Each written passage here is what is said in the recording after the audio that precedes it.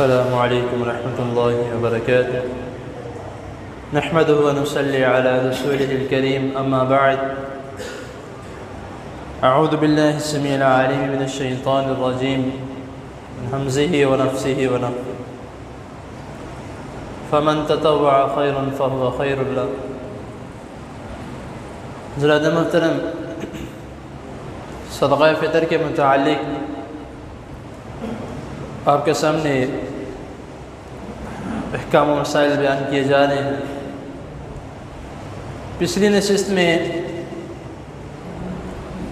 मैंने एक हदीस बयान की थी जिसमें मैंने बताया था कि रसूलुल्लाह सल्लल्लाहु अलैहि वसल्लम ने मर्द, औरत, ग़ुलाम, आज़ाद, बच्चा हो या बच्ची हो, सब पर सदक़ा फ़ितर फ़र्ज़ कर दिया गया।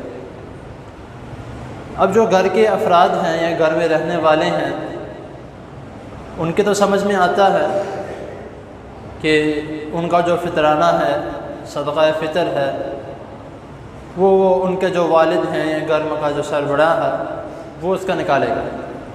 लेकिन अब सवाल ये पैदा होता है कि जो घर में जो ग़ुलाम या लौंडियाँ काम करती हैं, उनका कौन निकालेगा?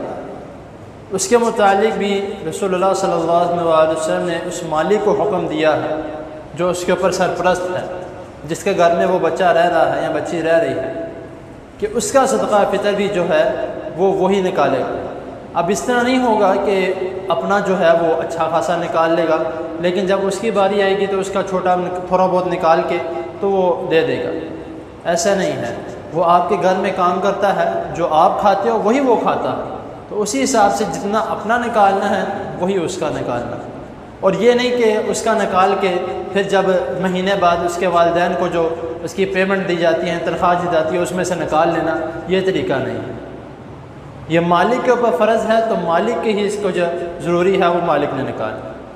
अब आगे जो इसकी सदक़ा फ़ितर की जो मक़दार है, जो हदीस में 3 चीज़ें आती हैं, 4 चीज़ें कि रसूलुल्लाह सल्लल्लाहु अलैहि वसल्लम ने फरमाया, और अबू सईद खुदरी रज़ी अल्लाह तआला अन्हु बयान करते हैं कि नबी करीम सल्लल्लाहु अलैहि वसल्लम के ज़माने में हम 1 सा गंदम, 1 सा जौ, 1 सा किशमिश और 1 सा खजूर निकाला करते थे। अब कई लोगों ने खजूर के मुख्तलिफ़ आइटम निकाल के और उसके जो है रेट लिखे हैं। इस तरह नहीं है। हदीस में अजवा या अंबर, मबरूम, कलमा, इस तरह के अल्फाज नहीं हैं। हदीस में सिर्फ खजूर के अल्फाज हैं कि 1 सा खजूर रसूलुल्लाह सल्लल्लाहु अलैहि वसल्लम के ज़माने में निकाला करते थे। तो अब एक भाई ने मेरे से सवाल किया था कि आप साहब ये निकालना किस तरह है?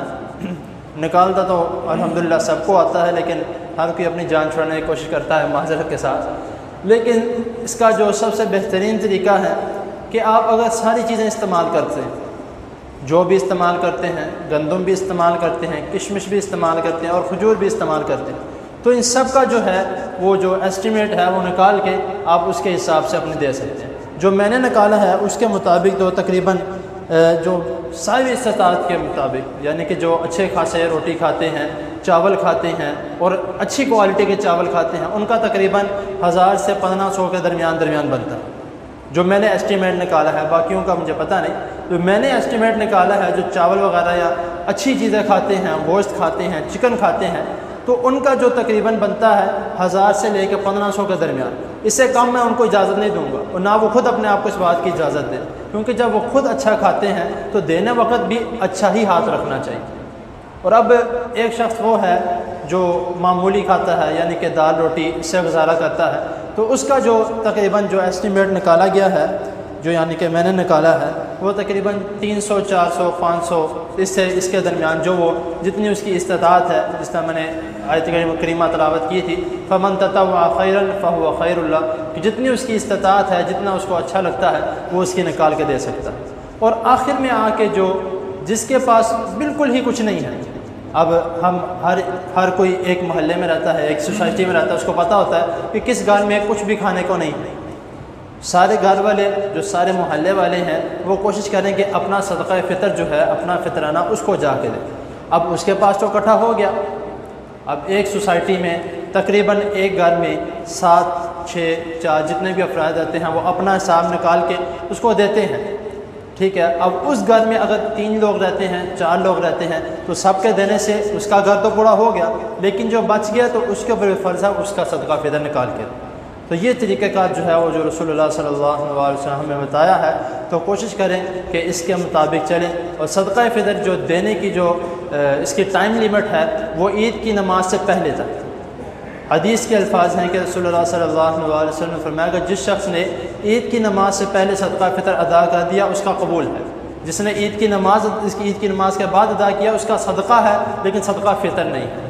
तो इसीलिए कोशिश करें कि 1-2 दिन पहले, जिस तरह ये अब 2 से 3 दिन रह गए हैं, तो कोशिश करें कि अपने जो सदका फ़ितर है वो निकाल के दे दिया जाए, ताकि बाद में फिर इस तरह होता है कि मैंने ख़ुद भी अपनी आंखों से देखा है कि कोई लोग ईद की नमाज़ पढ़ने आते हैं, वो जो पूड़ी है या जिस हिसाब से वो पैसे निकाल के वो आके किसी न किसी के हाथ में पकड़ा के चले जाते हैं। अब क्या पता जिसको दिया वो उसके लायक भी है था कि नहीं, या उसका हकदार भी है था कि नहीं। ये तरीक़ेकार गलत नहीं है, उसको दे जो इसका हक़ रखता है। तो अल्लाह ताला के हुज़ूर दुआ है अल्लाह ताला हमें जो सुना इस पर अमल करने की तौफ़ीक़ अता फरमाए। जज़ाकुमुल्लाह।